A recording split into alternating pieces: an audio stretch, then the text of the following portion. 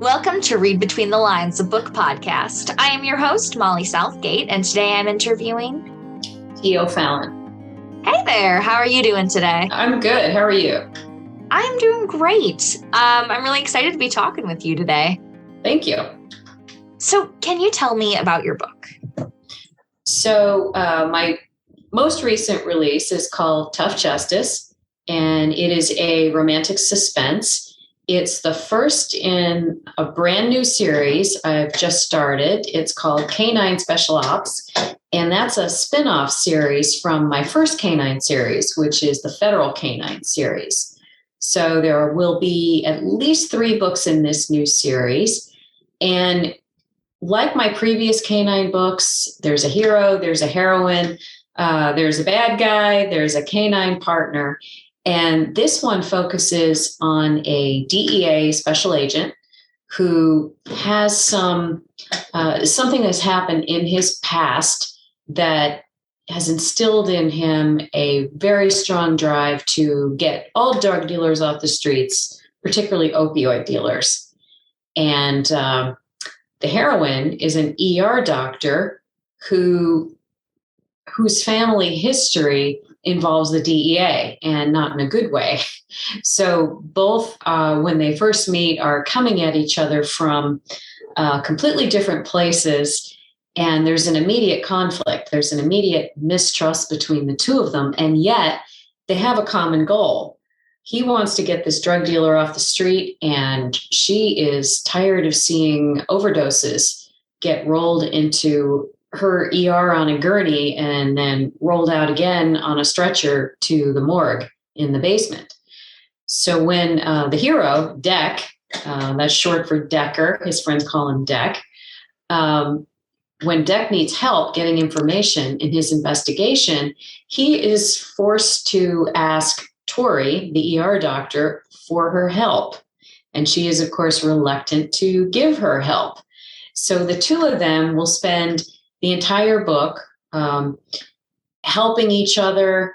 There'll be a reluctant respect, friendship, admiration that develops, and ultimately they'll start to fall in love, all while helping each other to catch the bad guy. They will ultimately get their HEA, of course, but not without a seriously strong uphill climb.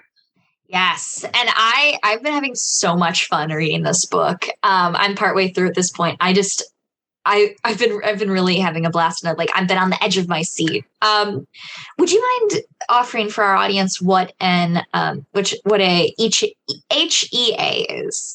That's the happily ever after, which is the backbone of any romance, whether it's contemporary romance, historical, paranormal, romantic, thriller, suspense. They've all got to have a happily ever after. So no matter how difficult it is for the two main characters to come together, the reader is rest assured when they pick up that book that those two will get their HEA. So can you tell me a little bit about what you think the importance of happily ever after is in romance as a genre, and how you wrote this book going into it, knowing that was going to be a crucial element? So the romance genre is unique in that pretty much every reader expects that when they pick up a romance, the couple will ultimately find their happily ever after. And that is a big reason why people read this genre. It's escapist. It's, hey, wow, there really is true love out there. And, maybe it's all out there for every one of us if we can find it.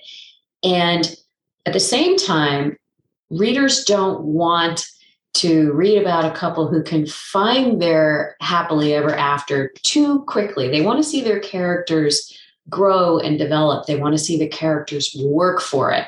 They've got to overcome some pretty tall hurdles to find their HEA, but the reader always knows they're going to get it at the end.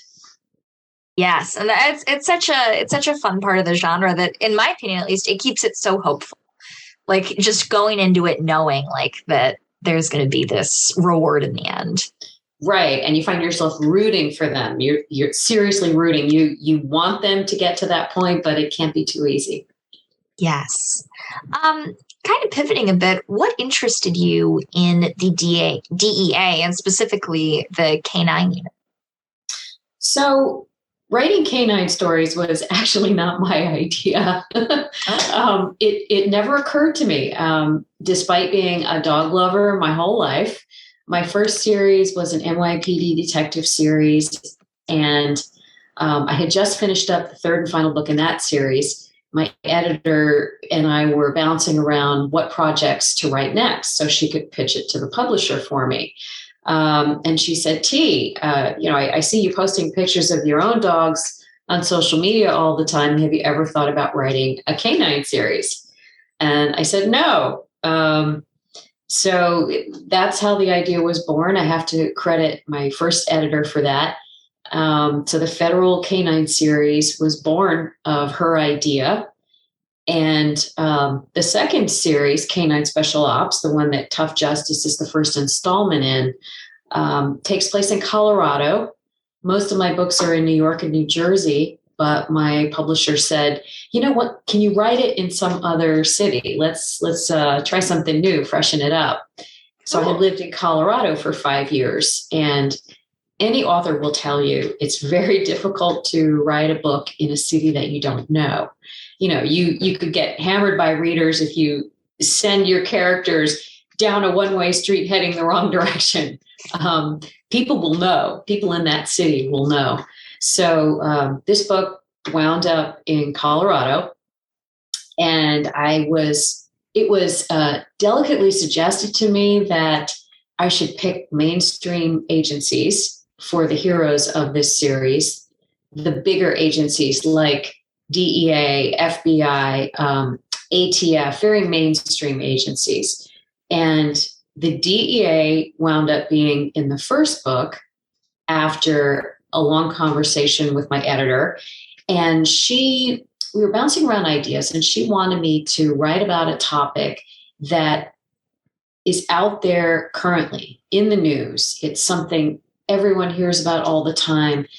Many people have either experienced it themselves, they know someone who's experienced it, they maybe have a family member who's gone through some kind of an addiction. And we picked opioids because that was, at the time I started writing this book, really big in the news, and it's still big in the news. And since then, there have been a lot of incidents that have hit the national headlines.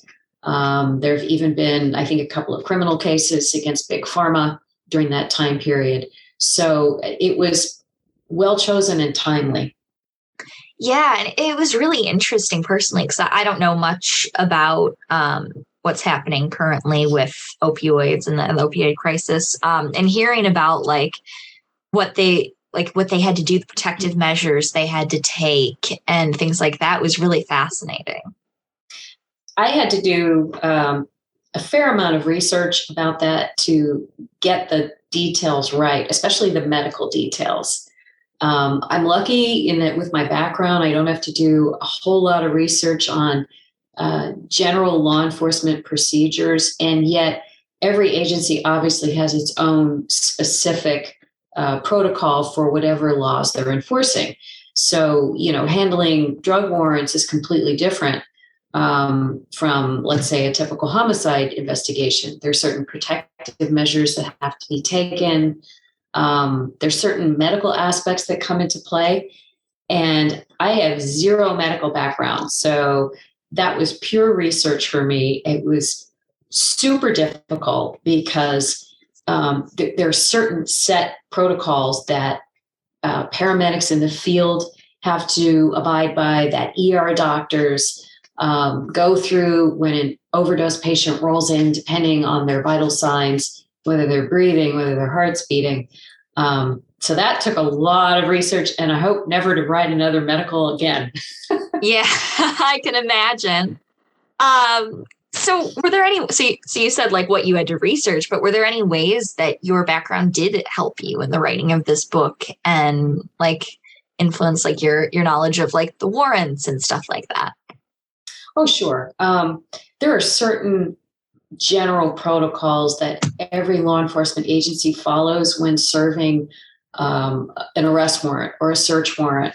I mean, there's like the skeletal framework is the same for every agency.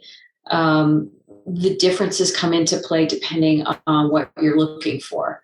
If you're looking for drugs, maybe you have a K-9 partner. You may very well take protective measures against the drug. If you're serving a warrant for documents, it's going to be very difficult. Maybe the worst thing you might wind up with is a paper cut. So there are a lot of similarities from agency to agency on how these procedures happen, but there are a lot of differences from agency to agency. And that I research online as much as I can. And then I like to try and use context that I have to actually speak with, in this case, a DEA agent. And as for the medical, I think I spoke with 3 different doctors, an NYFD rescue paramedic, the head of security at a hospital in Denver. So the list went on and on for this one. Oh, wow. That's really cool. When you're writing your books, do you typically outline and what's kind of your process on the back end? Like, am I a plotter or a pantser? Yeah, basically. Yeah. So for those who don't know what a plotter is, a plotter generally writes a super long, fairly detailed outline of their book, character, backstory, scene by scene, chapter by chapter. And that's generally what I do. I'm pretty much a plotter, and I'll do an outline that can be upwards of 50 pages long. Oh, wow. And then when I'm writing, however, sometimes things will come to me as I'm writing dialogue. Maybe something I didn't have in my outline, or something I had in my outline that doesn't work, that needs to be changed. So then I'll just fly by the seat of my pants, ergo the pantser, and change things up. So mostly I would say I'm 80 to 90% plotter, 10 to 20% pantser. Cool. Yeah. Oh, wow. An upwards of 50-page outline. That's a lot of time commitment. That's really amazing. It is, but I find in the long run, it works better for me than just making it up as I go along. I tend to meander too much if I don't have an outline with a lot of detail. Did you discover that pretty early on in your writing, or was that something that took you a while? I think it was always that way for me at the beginning, and maybe that's just the way my brain works. So that's why I started.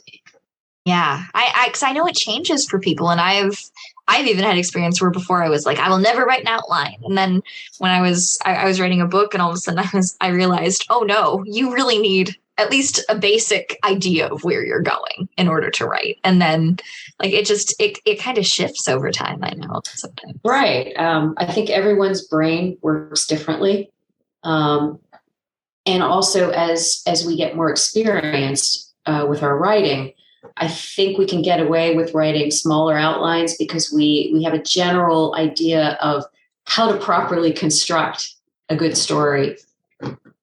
As you've been writing more, what are some ways that you feel that you've grown as a writer over the course of your books and your different series?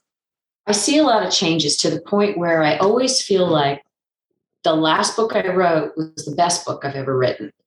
And I think that's because as most authors write, we do get better. I mean, our prose gets better, our plot construction gets better, it gets more complex, our character development grows, the character arcs become more complicated, more interesting to readers. And I think a lot of that just comes with experience. A good editor is the best teacher an author can possibly have. And right now I've got a really fantastic editor. I mean, I've had fantastic editors my whole career. But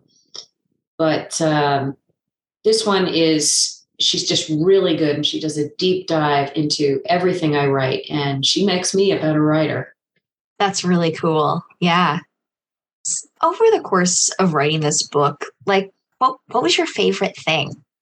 Was it like creating the characters or doing the outline or writing the dialogue or the romance or Um, well, I was going to say one thing, and then you touched on dialogue. Sometimes when I'm writing a scene where I already know generally what the two characters are going to say to each other, something just pings my brain and the snarkiness just flows back and forth between the two. And I wind up with this really fun, vibrant dialogue. So that's always a fun part for me. And I usually have one or two sections in each book that I really, really love because they just worked out that way. Sort of like you can tell the characters really like each other, and it's sort of a flirtatious and yet snarky conversation that readers really find is fun to read. Um, the other thing that's always fun for me with these K-9 books is just like we always want to make our primary characters different in every story. We don't want them to be cookie cutter, or readers will get bored, and we'll get bored writing them. The same goes with the dogs. The K-9 partners in each book have to be different. So I try to pick a different breed whenever possible for each book in the series. The dogs, just like the people, have to have different personalities, and they need to do fun and quirky things. So in this book, I have Thor, the Belgian Malinois K-9, doing a couple of really fun things that I hadn't done in other books. And I don't want to say what they are because I don't want to do a spoiler for readers, but I think they'll get some smiles out of this one. that is so I'm so glad that you pointed that out because like it didn't even register with me thinking like you must have to do like a whole character creation process for the dogs and for that kind of thing. That's really interesting. Pretty much. And, just like people, dogs have different personalities. So I kind of ping occasionally off of my own dogs, but then something fun will occur to me. Like there's something in this book that was not in the outline. It has to do with Thor's personality and something special that he does. And it just kind of popped into my head while I was writing the story, and it stuck. That is so cool. And that's a time when you were a pantser, as you said. Exactly. It's every once in a while, yeah. So were there any books or movies that influenced your writing of this book? Or any of the characters? I don't know about a movie. I always write a band of brothers story. It doesn't necessarily mean blood brothers, but a band of brothers in that it's a group of guys who are super close knit, best friends, back each other up. They know that any one of them would be there in a life-threatening situation if any of them asked. So there's that common thread. I can't say that there's any one book that's influenced that. I just try to pull certain aspects of personalities from books I've read over the years to give readers what I think they want, which is, a super heroic man who is tough on the outside, yet, has this warm and gooey center that at some point in the book will make itself known and just make the heroine totally fall in love with him. That is so cool. Yeah. What was it like writing this, like knowing that in the end the characters would end up together and have that happy ending, and like writing these characters to be a good match? So we always want to write a couple that there's some kind of an underlying attraction, even if they won't admit it. But at the same time, there has to be a conflict. It's usually an overt conflict and an internal conflict. So in Tough Justice, the overt conflict is their backstories. They just don't mesh. They each have their reasons for not trusting each other because of things that have happened to them. But then there's the internal aspect of their relationship. that is yet another pitfall or a roadblock that they have to get over. And this is something internal, things that are inside their own minds about their own values and, where they see themselves going in life and who they see themselves going there with. So I always try to have these strong issues that have to be overcome. I think it makes it more exciting for the reader and it makes them root more for the couple. And it's kind of a long process. It's not insta love. I've rarely written an insta love book lately, and I don't really think most readers are into that too much. There could be a strong physical attraction, but 5 minutes later, one or the other of the couple realizes, hey, this person is really grating me seriously, like a cheese grater. So then they have to learn about the character, what they're really like, what's in their heart, learn that they're good people. They are people to be admired and ultimately someone worth their love and their commitment, And then with a romantic suspense or a romantic thriller, it's that much more of a challenge because you have to smartly interweave this romance along with a story of involving a villain and a bad guy and a crime to be solved and action and adventure. All this while these two people are desperately trying to get to know each other and falling in love. So it's kind of like writing two books in one in the same word count. Yeah, absolutely. And I don't read too much romance, but thrillers are and suspense is one of my favorite genres of all time. Same, and I'm with you there. Yeah, and so reading this, but it kind of pulled me into the romance because that element was also there. Because it's like what you said, it's like reading two different things at once, but it pulls it together really well. That's great. That makes me happy to hear that. Yeah. And my other favorite type of books to read are these thriller novels, whether it's a police procedural or a spy novel. Tom Clancy's Red October. I have all kinds of favorites that have nothing whatsoever to do with the romance. And I guess that's because I also love the straight up suspense stories. Yeah. How does what you read, how has that affected the way that you write or what you're writing in general? Well, sometimes with my background and taking into account that I do love all these thrillers and spy novels with action and adventure on every other page, sometimes it's hard to just slow down.